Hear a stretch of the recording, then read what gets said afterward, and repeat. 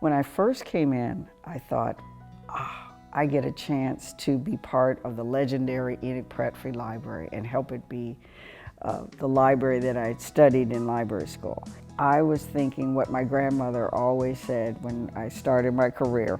I never thought being a librarian would lead to this, and I thought about her looking down and saying, wow.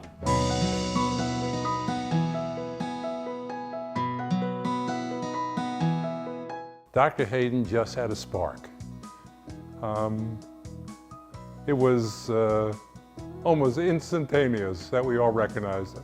She came into an institution that was desperately in need, physically and even psychologically. But she also saw what needed to change and she pursued it, and I think she was absolutely the right person for the Pratt at the right time. There was a time, I think when she first came, it did look pretty bleak. I mean, the funding was tough, that we had to close some branches, but she did not, she just kept rolling up her sleeve and kept on finding ways to sell the library until we became this crown jewel in the city.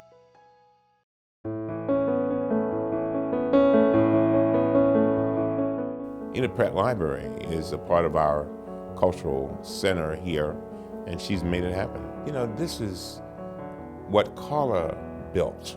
You know, I think her legacy is really creating not just a traditional library, but basically a community resource center. The Pratt Library was not a cool place to hang out on a Saturday night if you were a 32-year-old. And now it is. I mean, with the Black and White Party and all of the fun events that the Pratt Contemporaries host, the library is cool again, and that's thanks to her. Anytime I see her interacting with teens, it just does my heart good because it's so genuine and the young people really appreciate it. So what are you going to do after graduation?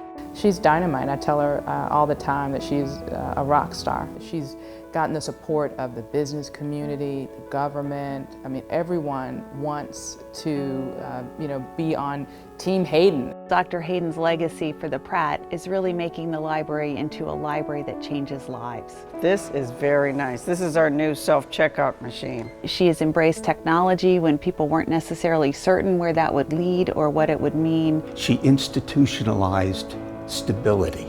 It's not just a profession for her, it's a vocation, it's a calling. I think you see a little bit of Dr. Hayden in everybody who gets to spend some time with her because she brings the best out. She makes you want to be better. I think we're all better when we're with her.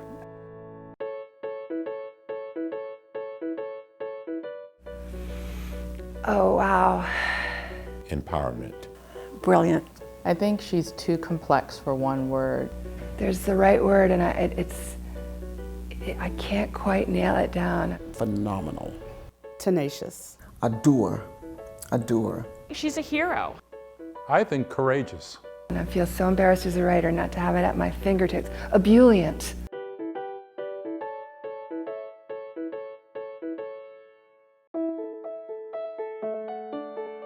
I just want to say thank you.